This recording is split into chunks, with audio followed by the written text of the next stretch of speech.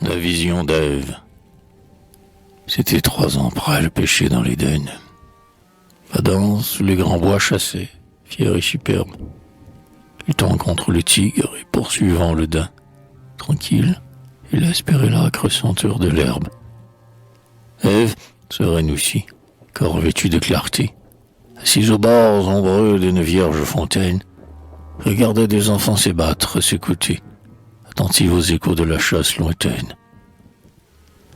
Adam, sous la forêt, parlait d'Ève aux oiseaux. Il leur disait « Chantez, elle est belle, et je l'aime. » Ève disait « Répands, source, tes fraîches eaux. Mon âme vibre en lui, mais en eux, ma chair m'aime. »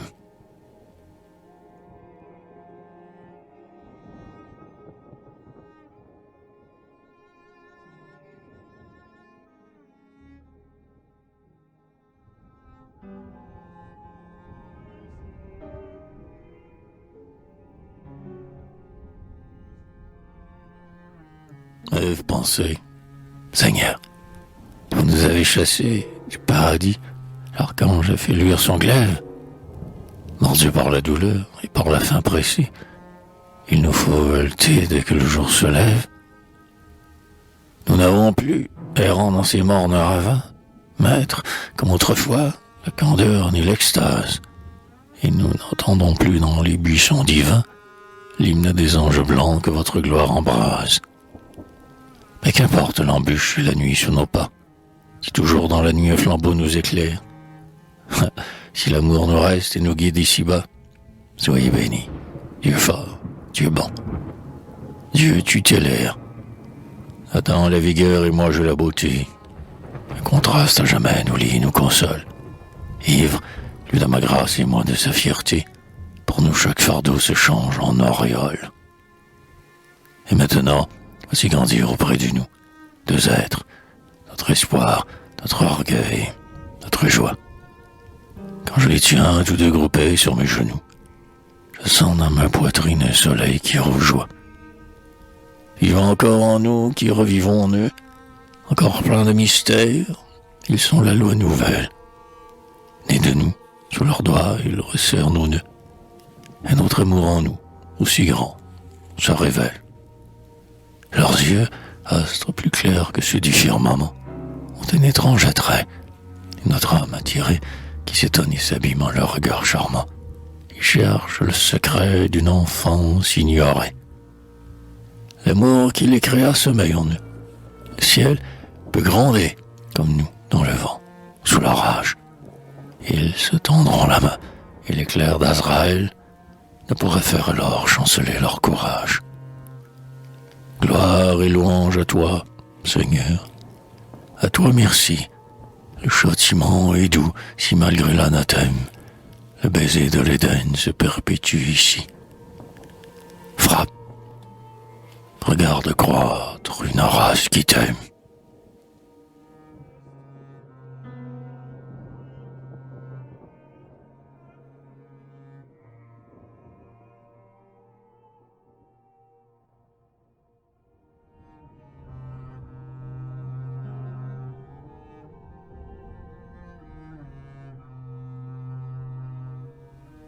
Ainsi, le front baigné des parfums du matin, son beau sein rayonnant de chaleur maternelle, Ève, les yeux fixés sur Abel et Caïn, sentait l'infini bleu noyé dans ses prunelles.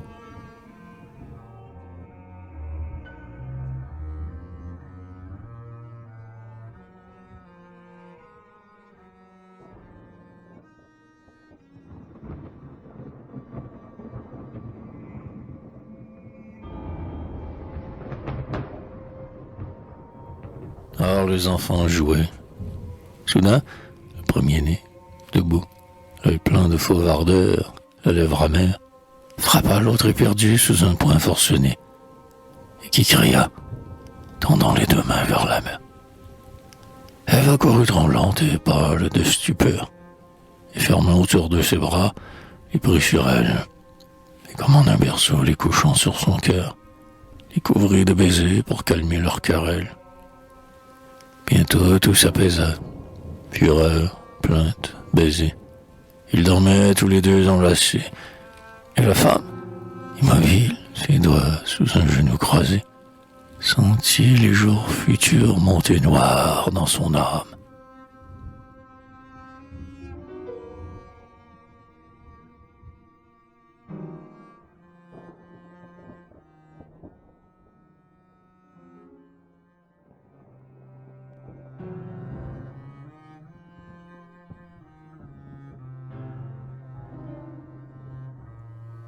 Soleil du jardin chaste, et vos longs cheveux d'or, toi qui fus le péché, toi qui feras la gloire, toi, éternel soupir que nous poussons encore, ineffable calice où la douleur vient boire. Ô femme, qui sache emporter un ciel en toi, celui qui perdait l'autre ciel en échange offrit tout, ta splendeur, ta tendresse et ta foi, plus belle sous le geste enflammé de l'archange. Ô mère au flanc fécond, par quelle brusque horreur, endormeuse sans voix, étais-tu possédée? Quel sylvie d'éclairs t'en fut le précurseur? À quoi songeais-tu donc, la paupière inondée? Dans le poing crispé de Caïn endormi, lisais-tu la réponse à ton rêve sublime? Devinais-tu déjà le farouche ennemi, sur un belle faible et nue s'essayant à son crime? Du fond de l'avenir, Azraël, menaçant, te montrait-il ce fils, ayant fait l'œuvre humaine, qui s'enfuit sinistre et marqué par le sang, un soir, sur un cadavre étendu dans la plaine? Le voyais-tu mourir longuement dans Enoch, en part poussé d'un jet sous le puissant blasphème, des maudits qui grévaient leurs défis sur le roc, et dont la race immense est maudite elle-même? Voyais-tu l'envie armant les désaccords et se glissant partout comme un chacal qui rôde, à faire souvent sans cesse un chemin dans les corps, le sol toujours fumant sous une pourpre chaude? Et les peuples Caïn sur les peuples Abel, se ruant sans pitié, les déchirant sans trêve, les sanglots éclatants de toutes les babelles, les rages étouffées par la clameur des grèves. Sous l'insoluble brume où l'homme en vit le troupeau, s'amoncelle, effrayé de son propre héritage, entendais-tu monter dans les airs, sans repos, le hurlement jaloux des foules, d'âge en âge?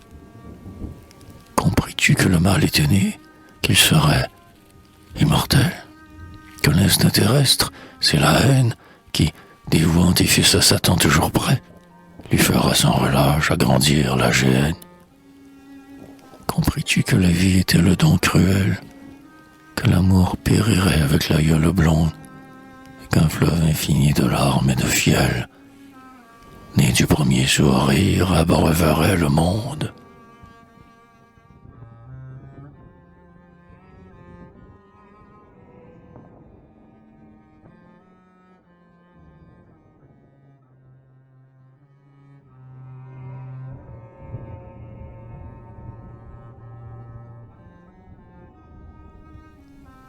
Dieu le sut.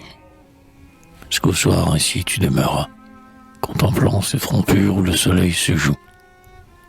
Et tandis qu'il dormait oublieux dans tes bras, deux longs ruisseaux brûlants descendaient sur ta joue.